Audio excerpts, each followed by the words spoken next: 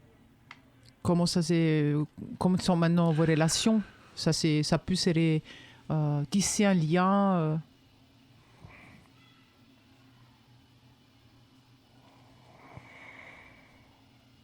Oui, on n'est pas obligé de parler de toutes les choses parce que Non, il ça n'y a peut pas de être souci. C'est juste que ça fait longtemps et non, ça me fait. Oui. Oui. Il y a des choses qui Ouais. sont aussi sensibles. Exactement. Donc, non, elle a été d'un très très grand soutien. Elle a été, maintenant que j'y pense, je sais pas comment j'aurais fait. Vraiment, je sais pas comment j'aurais fait si elle n'avait pas été là. Oui. Heureusement, nos parents ils sont à côté. Voilà. Donc, elle aussi, elle s'est éduquée. Mm. Vraiment, s'est éduquée. Je me souviens d'une infirmière dont je vous parlais qui m'a dit fais-la venir. Du coup, ma mère elle venait aux consultations. Elle venait aussi aux consultations parce qu'il nous donne un psy. Elle venait aux consultations avec le psy. Et donc aussi, ça a permis aussi à elle de s'éduquer, de voir comment ça se passe, de comprendre mon traitement, de voir ce que c'était des bilans en fait. Et du coup, depuis, ça a été voilà. Je peux dire que le fait qu'elle le sache, c'était pas plus mal. Parce que ça a été mon premier soutien psychologique, du coup, m'a dit, du coup, t'as plus aucune raison de déprimer, quoi. On t'a dit que, voilà, c'était pas mortel, on t'a dit que tu pouvais continuer à fonder, tu peux avoir ta famille, tu peux vivre ta vie normalement, donc c'est pas plus qu'une autre maladie plus grave, en fait, hein. Juste, ressaisis-toi et je suis là, quoi. Donc depuis... Et parfois, quand je travaillais et que j'avais pas le temps, c'est elle qui allait à la pharmacie récupérer les traitements et tout, vérifier que tout se passe bien. Donc, ça a été vraiment mon premier soutien. Oui, après, j'ai eu des membres de ma famille aussi qui l'ont su et qui ont été vraiment, vraiment incroyables aussi. Voilà.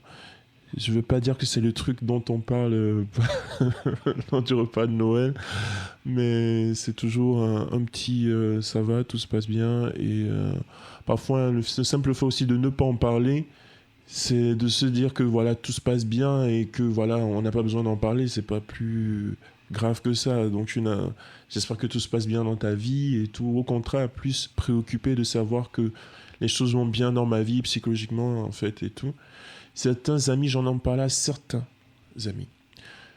Et d'autres que j'avais aussi connus dans le cadre de leur rééducation par rapport à la maladie, quoi.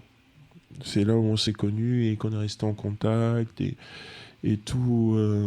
Donc, non, c'est pas le truc dont je parle à qui le veut, mais avec des personnes qui me sont très chères, oui. Est-ce qu'il y a des lieux qui sont tabous, par exemple le travail? Oui. En fait, je vais dans la logique déjà que c'est privé. C'est très privé et tout, c'est pas le truc forcément dont on a besoin de savoir. C'est comme si tu avais d'autres collègues, autant pour moi, qui ont des petits problèmes de famille. Peut-être celle-là n'arrive pas à avoir d'enfant, peut-être lui, il est porteur d'un cancer, peut-être machin. C'est pas le truc qui va venir au travail et pendant la pause déjeuner et s'asseoir et dire « Oh bah tiens, ça se passe comme ça et tout et tout ». Non, c'est des trucs privés qui se partagent uniquement avec des personnes qui sont supposées le savoir et qui, dans des cas, par exemple, extrêmes, en fait, ou qui nécessitent qu'on en parle, tu en parles. Sinon, tu en parles qu'avec ton médecin, en fait. Voilà. Donc, c'est au travail, je ne me souviens pas avoir déjà eu ce genre de discussion parce que déjà, le travail, c'est pour le travail. Si tu arrives à te faire un ou deux amis, c'est très bien. Mais à part ça, non. Oui. Et non. Non, je m'en souviens pas. Et les partenaires que tu as eus depuis que tu as découvert, comment ça s'est passé? Est-ce que tu savais d'être indétectable, du coup tu pouvais, et tu n'étais pas du tout obligé de leur communiquer ton statut sérologique, mais comment tu as agi? Comment tu t'es comporté? J'ai mis pas mal de temps avant d'avoir encore des rapports. J'ai eu pas mal de temps encore avant d'avoir des rapports et l'intimité a été ça a été l'une des raisons de la dépression. Parce que l'intimité, tu ne l'aperçois plus de la même manière. Du moins, je ne l'apercevais plus de la même manière. J'ai été en couple pendant 1 an et quelques avec quelqu'un qui ne voulait pas d'intimité avec moi. Ça a été psychologiquement très difficile. Même si la personne me disait non, c'est pas par rapport à ça, je prends mon temps, blablabla, blablabla, mais au bout de 7 mois quand même, je me dis tu prends ton temps, tu prends beaucoup de temps quand même. Et ça a été psychologiquement très difficile parce que tu sais, on te dit que c'est pas à cause de ça, mais tu sais que c'est à cause de ça. Oui. Et ça n'a pas été, la seule personne. Ça n'a pas été la seule personne. Et ça m'a beaucoup atteint, en fait. Mais dans un souci d'honnêteté et de transparence, tu peux pas te mettre en couple avec quelqu'un et ne pas lui dire ce détail, en fait. Ce qui est un détail important.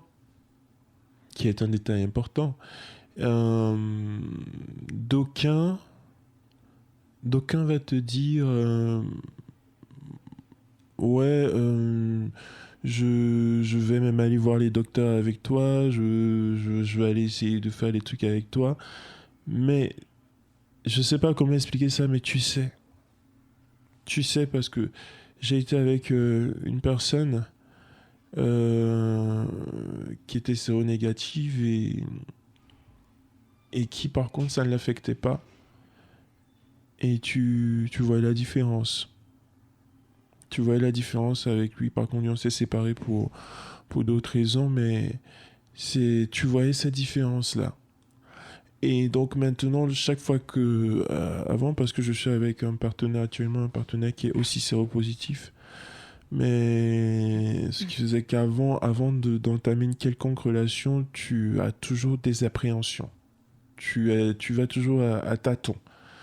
Tu te dis, au cas où ça foire, au moins, voilà. Je me suis pas donné à 200%, comment on dit, j'ai pas mis tout mon cœur là-dedans et tout. Au moins, si ça foire, je me serais pas fait mal, en fait. Et déjà, rien que cette façon comment dire, d'appréhender une relation, toi-même, tu te fous dedans, en fait. Toi-même, tu gâches la relation, même si elle était supposée être belle, même si tu sais pas si ça aurait pu aboutir. Tu niques tout, déjà, dès le départ. Parce que tu as peur de ce qui va se passer après. Et puis, c'est comme ça que j'ai continué à évoluer, quoi. Alors, je me nomme Aïchata Fofana. Ça, ce sont mes 2 prénoms et le nom, c'est Dara. Je suis originaire de la Côte d'Ivoire et ça fait un peu plus de 10 ans que je suis en France. J'ai suivi une formation de médecin. Donc, je suis médecin généraliste à la base, comme ça se fait chez nous. J'ai soutenu ma thèse d'exercice en 2011. J'ai fait ma thèse en gastro, dans un service de gastro-entéro, qui n'a rien à voir. Ensuite, j'ai été médecin résident d'une clinique privée assez connue, Roche, à Presqu'île, à Abidjan. Et puis, dans le souci de faire de la santé publique, parce qu'il y avait des thématiques aux urgences lors de nos astreintes qui m'ont touchée, j'ai voulu faire de la santé publique pour améliorer la santé de notre population. J'ai fait une demande pour une formation en France. J'ai obtenu l'autorisation de l'établissement, c'était l'université Paris-Sud dans le temps, Paris 11, pour faire un master recherche en santé publique. Donc, je suis arrivée en France en 2013 j'ai fait mon master 1 et 2 à Paris Sud, avec une spécialité en management des établissements de santé. Et comme on faisait de l'étude qualitative, je me suis retrouvée, j'ai eu un stage dans une unité de recherche à Saint-Louis au départ, avec le professeur Chassani et Martin Durasinski, qui travaillent dans le VIH, les hépatites B et C, donc les hépatites chroniques. Donc j'ai fait mon mémoire sur la qualité de vie sexuelle dans le VIH pour valider mon master dans un premier temps, et par la suite j'ai obtenu des financements pour faire une thèse de sciences. Voilà, financée par l'ANRS et SIDAction. Donc, ma thèse de science, elle portait sur le développement d'un questionnaire pour évaluer la qualité de vie sexuelle chez des personnes qui vivent avec le VIH et les hépatites C. Et au cours de cette thèse, j'avais besoin d'avoir des outils pour améliorer, donc pour être efficiente dans ma recherche. Donc, j'ai fait une formation, donc un DU en conseil et éducation en santé sexuelle pour compléter. Et j'ai trouvé ça intéressant. J'ai poursuivi pour faire une formation de sexologue. Voilà. Malheureusement, j'ai pas pu terminer ma formation parce que j'ai eu des soucis personnels dans la vie, notamment le décès de mon conjoint en 2018. Qui ont justifié que j'arrête la thèse de sciences que je n'ai pas terminée. Mais j'ai pu continuer autrement, de faire ce que j'aime aujourd'hui dans diverses structures. D'accord, on va arriver à ça. Mais comment ça s'est articulé, ce parcours? Tu es parti des médecins généralistes pour arriver à la qualité de vie des personnes qui vivent avec les VIH, la sexologie. C'était un peu le hasard ou c'était une volonté? Au départ, c'était une volonté. Bon, ma volonté, ça a toujours été de partir de chez nous où il y a des thématiques qui ne sont pas très claires et finalement avec lesquelles moi j'étais à l'aise. Donc la chance de pouvoir réaliser des entretiens avec des gens de partout dans le monde m'a permis d'avoir cette ouverture d'esprit qui me dit finalement, si j'ai quelque chose de cette formation, j'ai une expérience de ce que je fais dans la recherche, après je peux améliorer l'état de santé de ma population en faisant de l'éducation à la santé sexuelle. Donc au départ, quelqu'un qui fait sa thèse en gastro, ça n'a rien à voir avec l'infection, plus ou moins. Mais bon, un petit hasard. Parce que j'avais dans mon unité, c'est vrai, de l'étude qualitative et j'ai apprécié ce qu'ils faisaient. Ils savaient le faire, ils avaient la façon de le faire. Et donc, je suis restée dans le VIH. Et quand tu dis tu voulais améliorer l'état de santé de ta population, en fait, ton but, c'est de revenir en Côte d'Ivoire? Le but initial, oui, c'était de revenir en Côte d'Ivoire. Mais j'avoue qu'après 10 ans, dans un pays où aujourd'hui j'ai quand même les repères, j'ai quelques bases, et puis j'ai plus finalement de repères quand je pars en vacances. Il m'est arrivé de repartir chez moi. C'est plus du tout les mêmes façons de voir, c'est plus du tout. Je m'y retrouve pas en vrai. Donc oui, la question se pose, est-ce que je repartirai? Je ferai des choses, c'est sûr. Mais bon, j'ai ma vie finalement ici en France avec un fils que j'ai. Tout se passe bien. Mon pays d'accueil, ça va. Et par rapport au VIH en Côte d'Ivoire, est-ce que tu peux nous parler un peu de la situation? Est-ce que c'est quelque chose que tu connais? Oui, je connaissais parce que déjà le service que je connaissais, le CHU de Treichville, le service, il est assez excentré. Enfin, c'est le dernier service de l'hôpital. Les gens n'y vont quasiment pas. Et ça, c'est lié à l'histoire du VIH qu'on a gardé, de dire que quand on a le VIH, on va en mourir. Bon, je te parle des idées il y a 10 ans, à peu près 15 ans de cela. Les gens abandonnaient leurs parents parce que diarrhée, parce que jugement par rapport à des décisions qui ont été prises, qui ont exposé, donc dans la culpabilité, tout en sachant que la sexualité reste un thème tabou chez nous. On n'en parle pas ouvertement. Donc oui, le VIH, ça reste quelque chose de difficile. C'est une annonce qui passe mal, qui fait qu'on n'arrive pas à se projeter, de dire qu'on pourra. On se dit qu'on meurt dans les instants. On est rejeté, on est discriminé. Pour la plupart encore, malheureusement, ça fonctionne comme ça. Et venons à ta vie de maintenant. Tu travailles pour qui en ce moment, du coup? Alors, ma vie maintenant, l'avantage que j'ai eu, c'est de rencontrer Émilie Fleury. Oui, au cours de mon master, la 2e année de stage. Et elle m'a présenté Marie-Madeleine, qui est une association de femmes qui vivent, en majorité, de femmes qui vivent avec le VIH. Et donc, j'ai proposé le questionnaire et les entretiens aux usagers de cette association dans le cadre de l'étude. Et puis, j'ai apprécié cette femme, Marie-Madeleine, Marie-Hélène Tokolo, plutôt, qui est une femme forte avec son histoire, qui a cette façon d'accompagner les femmes, qui les rassure au quotidien. Ça m'a marquée. Donc, je suis restée avec Marie-Madeleine en faisant du bénévolat, d'une part. Et comme dans les unités de recherche, il y a des partenariats qui se font. Donc, l'unité de recherche avait un partenariat avec l'hôpital Foch dans le cadre de la recherche. Et donc, finalement, on se retrouve à tourner entre. Donc, j'ai continué mon bénévolat à Marie-Madeleine en accompagnant sur des séjours thérapeutiques, en faisant de l'éducation à la santé sexuelle auprès des usagers. Et puis, quand j'ai arrêté la thèse de sciences, j'ai eu un gros passage à vide. Et dans ce temps de passage à vide, il y a le docteur Zoukman de l'hôpital Foch, de l'association aujourd'hui qui s'appelle Réseau de santé sexuelle du Mont-Valérien, qui a un financement pour un poste de chargé de prévention en santé sexuelle qu'on m'a proposé et que j'ai pris. Voilà. Pour changer de ce que je faisais et puis me dire, en attendant, je ferai ça et puis après, je verrai. Donc, j'ai commencé à faire de la prévention en santé sexuelle hors les murs dans le 92, que j'ai apprécié. C'est une association qui a aussi un partenariat avec Marie-Madeleine.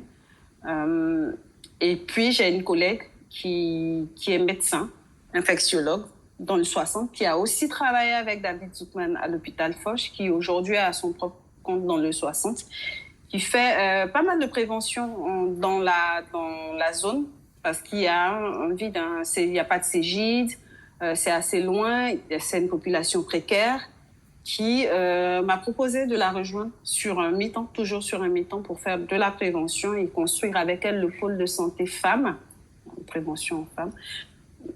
Aussi, voilà. Donc, je me retrouve finalement dans 3 structures. Et c'est 3 activités qui sont tout à fait différentes, mais complémentaires. Et j'aime bien ça, de savoir que ce que je fais ici. Oui. Voilà. Mais... Avec des personnes qui viennent de divers horizons, mais qui s'identifient. Des fois, des personnes qui disent de te voir, toi, noir, immigré, qui arrive à faire de la prévention en tenant compte des cultures, en prenant en fait le temps d'écouter, en ayant une approche plutôt globale de la personne, sans jugement, ça rassure. De dire que c'est possible de trouver sa place, de faire attention, de pouvoir vivre une sexualité épanouie.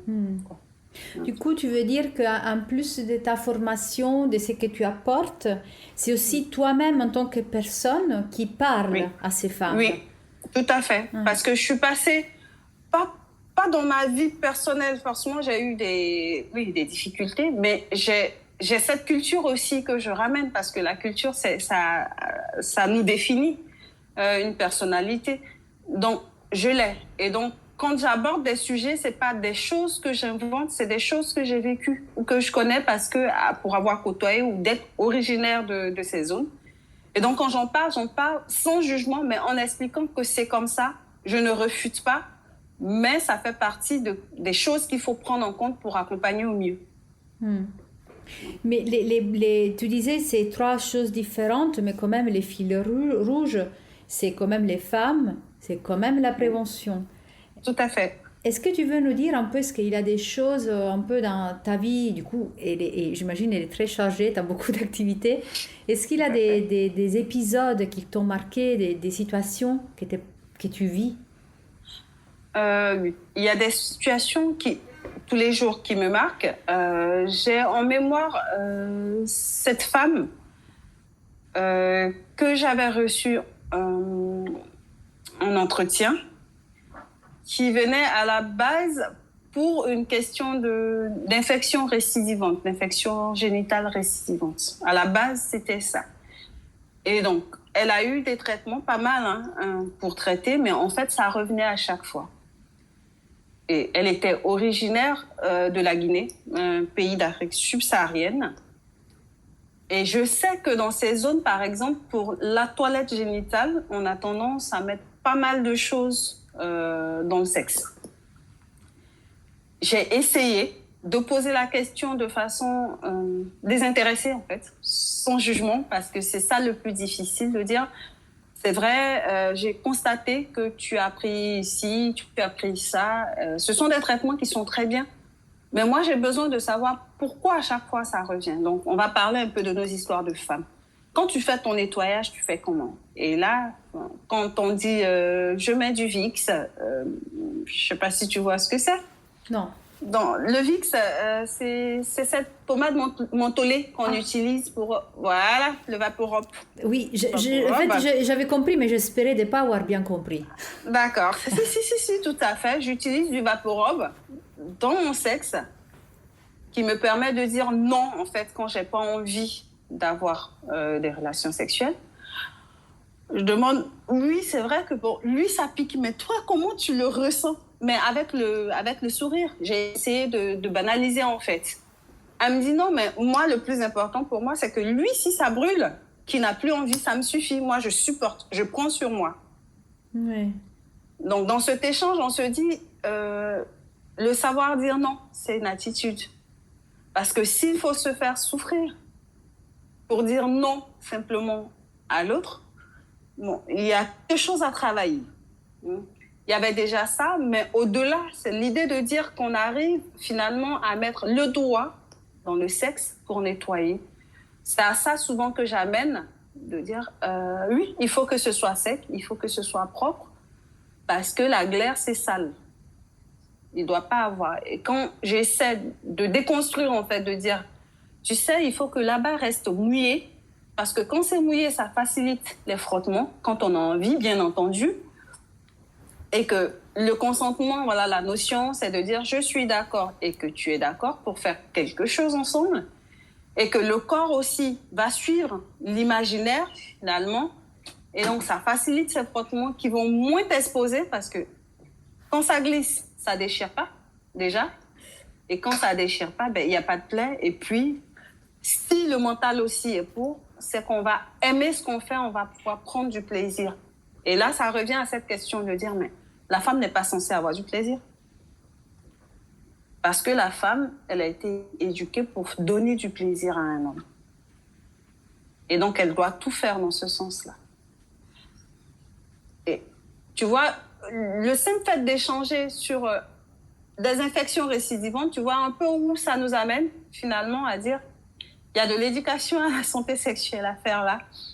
Parce qu'il y a la toilette intime, au-delà de ça, on a finalement échangé et on est revenu sur une notion d'excision qui avait été quelque chose de très, très difficile qu'elle avait vécu. Et pour cette dame, on a pu l'orienter vers des structures pour la reconstruction. Mais par ailleurs, de l'autre côté, moi, j'ai continué à travailler sur elle dans le cadre de l'éducation à la santé sexuelle. Moi, je me suis toujours mis un point d'honneur, en tout cas... lorsque j'ai fait des rencontres après la découverte de mon statut sérologique, de le dire très rapidement. J'ai jamais voulu le dire par message, je trouve que ça se fait pas. Enfin, en tout cas, j'avais peur voilà, de ce que ça pouvait faire, surtout sur une application de rencontre, etc. Mais par contre, lors du premier rendez-vous, c'était un des sujets que je mettais sur la table. En tout cas, je disais, voilà, je préfère te le dire, j'ai quelque chose à te dire, etc. Alors au début, je m'y prenais un petit peu mal, donc j'ai eu beaucoup de personnes qui sont parties lors du premier rendez-vous.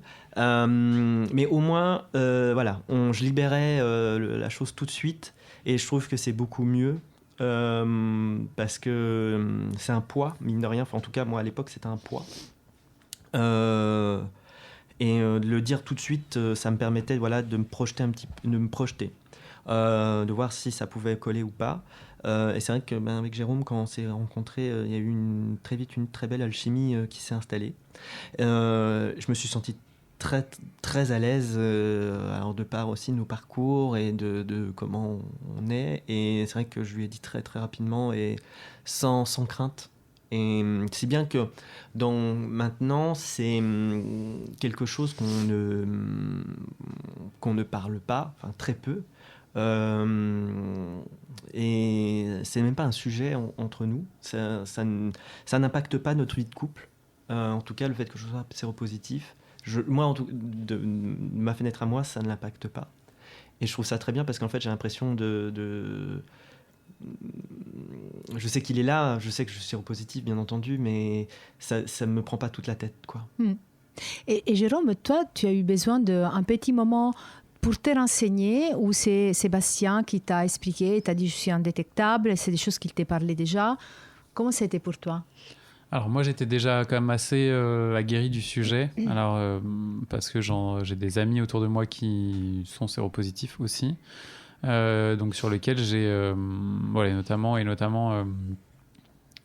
c'est un sujet que j'ai beaucoup évoqué il y avait déjà plus d'une dizaine d'années avec voilà, un ami. À l'époque j'habitais pas encore à Paris, mais voilà, dans cette période-là, un ami que j'ai rencontré du coup en arrivant, enfin en tout cas dans le cadre de ma venue à Paris, qui est aussi est séropositif, et c'est un peu à cette période-là que je me suis beaucoup renseigné. Enfin déjà à l'époque il m'a beaucoup expliqué les choses, et puis moi je me suis beaucoup renseigné aussi sur effectivement ce qu'il y avait ou non, les risques qu'il y avait ou non pour voilà, dans la vie qu'on peut mener, qu'elle soit sexuelle ou affective d'ailleurs. Donc pour moi c'était pas vraiment un sujet. Je dirais que s'il y en a eu un, c'était plus sur le côté de comment dire, finalement Sébastien et moi, de par ce qu'on a vécu, on a parfois un quotidien qui peut être compliqué, en tout cas sur lesquels il peut y avoir des choses qui remontent de temps en temps, sur lesquelles on peut avoir quelques problématiques chroniques ou autres qui peuvent apparaître, qui sont aussi des conséquences aussi du vécu de ce qu'on a. Moi c'est plus ça qui m'a questionné à un moment, plus sur le fait de se dire bon, on a tous les deux un profil qui est pas simple. Voilà, comment ça peut se gérer au quotidien. Je dirais que c'est plus sur cet aspect-là, et à la fois c'était une facilité aussi, parce que d'un certain côté ça voulait dire que finalement on avait quand même tous les deux vécu des choses assez fortes dans nos vies qui font aussi que possiblement on peut avoir plus d'acceptation ou de facilité à vivre avec l'autre. En tout cas c'est voilà, parfois c'est aussi ça, on se rencontre souvent, enfin je dis souvent que des gens se rencontrent avec leurs failles. Ils se rencontrent aussi avec tout un tas d'autres choses, mais parfois c'est aussi les failles qui font que des personnes se rencontrent. Et moi, à l'époque, j'étais aussi dans une autre... alors moi, sur un autre sujet complètement, mais qui n'est pas du VIH, mais dans les conséquences des abus sexuels que j'ai. Évidemment, la vie sexuelle peut parfois être problématique, mais aussi j'ai des maladies chroniques qui sont consécutives à ça, et notamment plusieurs, mais notamment une autour d'un vitiligo. Donc une dépigmentation de la peau, alors qui se voit sur ma barbe parce que ma barbe est blanche, mais qui se voit aussi sur mes organes génitaux parce que la peau s'est dépigmentée à ces endroits-là. En fait, la peau s'est dépigmentée à tous les endroits qui ont été touchés par les violences sexuelles. Et donc du coup, ça c'était plutôt un élément où moi j'étais plutôt dans l'idée que ce serait difficile pour quelqu'un d'accepter ça, alors que bon, un vitiligo c'est juste une dépigmentation de la peau, ça n'a aucune autre incidence, c'est pas contagieux, c'est juste pas très beau, enfin en tout cas dans ma conception. Donc du coup, voilà, au final, on avait, je pense, tous les deux des choses plus ou moins simples finalement dans nos vécus, et je pense qu'à un moment les failles parfois peuvent rassembler ces personnes-là. Donc voilà, moi et pour en venir du coup sur le VIH, vraiment moi j'étais plutôt bien informé. Après forcément j'ai peut-être eu des questions de temps en temps auprès de Sébastien, mais c'est vrai que comme il le dit, ça a été assez vite un non-sujet parce que je savais qu'il n'y avait pas de risque. Enfin pour moi j'étais au clair avec ça, je savais qu'il n'y avait pas de risque sur la sexualité qu'on avait ou qu'on allait avoir, en tout cas parce qu'à l'époque on n'en avait pas vu que c'était le premier rendez-vous, mais en tout cas pour moi c'était pas un sujet en tant que tel. En tout cas ça me faisait pas peur, ni sur un côté d'ailleurs, parce qu'il y a deux aspects, mais effectivement il y a l'aspect évidemment de la sexualité, ou en tout cas du risque de contagion. Sur celui-là je savais ce qu'il en était, donc j'avais pas du tout de questionnement là-dessus. Et puis après on peut avoir la question de on peut avoir la question aussi de de la personne, de son état de santé, de ce que ça peut changer dans son quotidien. Et là aussi, j'ai rencontré des gens il y a presque d'ailleurs 20 ans, c'est vrai que je pense à quelqu'un d'autre qui avait le VIH aussi, mais lui, il a contracté, je crois, dans fin des années 90, dans une autre génération. Il a 55 ans, je pense, maintenant. Donc, lui aussi m'en a beaucoup parlé, mais venait d'une autre génération. Voilà, et les choses avaient évolué depuis. Alors, pas sur tous les aspects, mais elles ont évolué au moins sur un point de vue médical. Voilà, pas forcément de l'acceptation, mais d'un point de vue médical, oui. Donc, en fait, pour moi, c'était pas vraiment un sujet, quoi. Enfin, ça n'en était pas un, quoi. Enfin, voilà. Et revanche, je te pose une question vraiment plus intime. Tu as un peu déjà répondu, vous avez déjà un peu répondu, mais tu as rencontré Sébastien, tu as dit dans un moment très particulier de ta vie, avec le livre qu'il allait sortir, et surtout des blocages au niveau sexuel. Qu'est-ce qu'il a fait, si tu peux nous le dire? Qu'est-ce qu'il a fait qu'avec Sébastien, tu t'es lancé? Alors, je pense qu'il y a plusieurs choses. La première, c'est que moi, je suis resté très longtemps dans une idée que potentiellement, ce serait pas pour moi cette partie-là. Donc, et puis en fait, avec à la fois le burn-out, tout le travail que je faisais autour, j'ai bien senti que la vie que j'avais vécue avant en était une partie de ma vie, mais que ma vie appelait à vivre d'autres choses, et notamment de réintégrer une vie amoureuse. Ce que je savais dire avec certitude, c'est que ce que je suis incapable de faire, enfin en tout cas ce que j'étais incapable de faire et ce que je suis incapable aujourd'hui, mais en même temps aujourd'hui le sujet c'est pas un sujet, mais c'est que pour le coup un plan d'un soir c'était inenvisageable pour moi. Ça, c'est quelque chose qui est trop angoissant pour moi par rapport à ce que j'ai vécu, même si j'ai confiance en la personne en face. En fait, c'est quelque chose qui se met du temps à se construire. Donc ça, c'est évidence. Je pense qu'après, il y avait un enjeu entre nous qui était que, bon, évidemment, on a une sexualité, ça, il n'y a pas de débat là-dessus, mais c'était pas l'enjeu premier de la rencontre. En tout cas, c'était pas l'enjeu premier du premier soir, enfin du premier soir, en tout cas du rencard, du tout. À la fois, c'est quelque chose dont j'avais envie, et dont parce que voilà, on n'a pas forcément tous une sexualité, mais en tout cas, on peut tous avoir des envies de cet ordre-là. J'avais ces envies-là, mais c'est plutôt quelque chose que depuis pas mal d'années, moi, je vivais plus de manière, par du porno, en fait, d'une certaine manière, en tout cas par quelque chose de virtuel. Et à la fois, j'avais quand même envie de le vivre de manière réelle avec quelqu'un, mais je savais qu'il faudrait un certain temps, ça c'est sûr, et qu'il faudrait y aller progressivement. Voilà, et j'ai senti qu'avec Sébastien, c'était quelque chose qui était envisageable de cette manière-là, d'y aller progressivement. De part, je pense aussi parce que par rapport à ce qu'on avait vécu, et parce que finalement, de par ce qu'on avait vécu, il y avait quelque chose d'une certaine sensibilité, un besoin de progression, un besoin d'acceptation de l'autre, un besoin de sensualité, peut-être plus aussi que de sexualité au début. Je pense qu'il y a eu beaucoup des moments comme ça au début, plus de sensualité, plus aussi de reconnecter nos propres corps, parce que finalement, l'un et l'autre, de par ce qu'on a vécu et de par ce qu'on a, on a des corps qui sont altérés, qui sont en tout cas qui ont j'arrive pas à trouver le mot comme ça, mais en tout cas qui sont meurtris, si je puis reprendre le titre, une partie du titre de mon livre, mais et donc qui font que aujourd'hui il y a une manière d'y aller qui doit être un peu différente et qui doit être progressive. Voilà, et c'est vrai que j'ai senti qu'avec Sébastien c'était quelque chose qui était envisageable, donc du coup je me suis dit que c'était peut-être aussi le moment de rouvrir cette porte-là, même si évidemment c'était à la fois pas le moment le plus simple, parce qu'effectivement j'étais dans le livre, j'étais replongé complètement dans mon histoire, j'ai été à un parcours à une phase de reconversion importante de ma vie, tout ça, et je me dis, je rajoute en plus une rencontre affective en même temps, c'était pas c'est pas forcément le moment le plus adéquat, mais bon, voilà, mais je sentais que ça pouvait être progressif, donc je pense que c'était un élément qui était assez oui. Et Sébastien, pour toi aussi la même chose par rapport à Jérôme, mais aussi le fait que tu allais avec quelqu'un qui avait avec aussi son poids de son passé, qui s'est présenté à toi tout de suite le premier soir. Oui, c'est vrai qu'on est arrivés chacun avec nos deux problématiques. Moi, pour le coup, ça m'a permis, entre guillemets,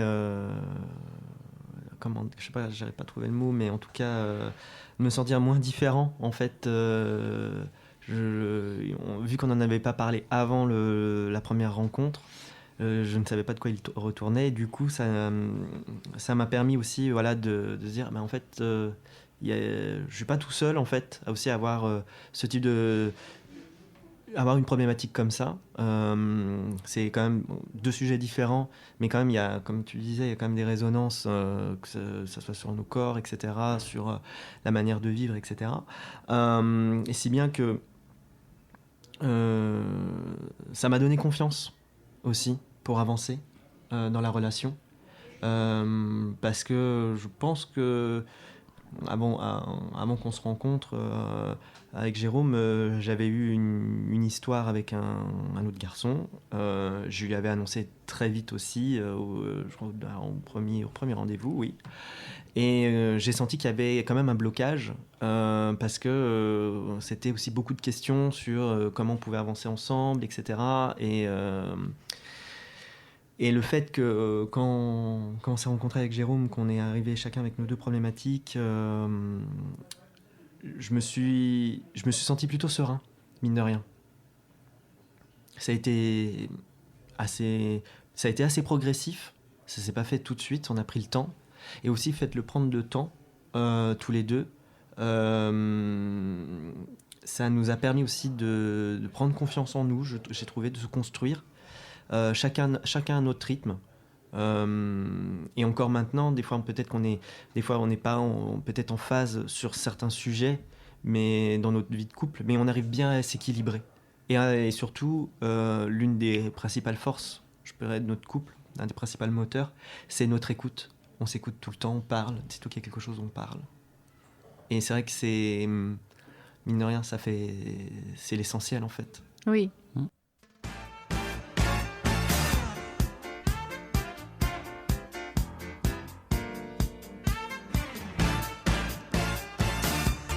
Et nous sommes arrivés à la fin de l'émission d'aujourd'hui. N'hésitez pas à nous laisser des commentaires sur les sites internet, sur YouTube, sur nos canaux de diffusion, des étoiles si vous avez aimé cette émission. Je vous dis à la semaine prochaine, à bientôt.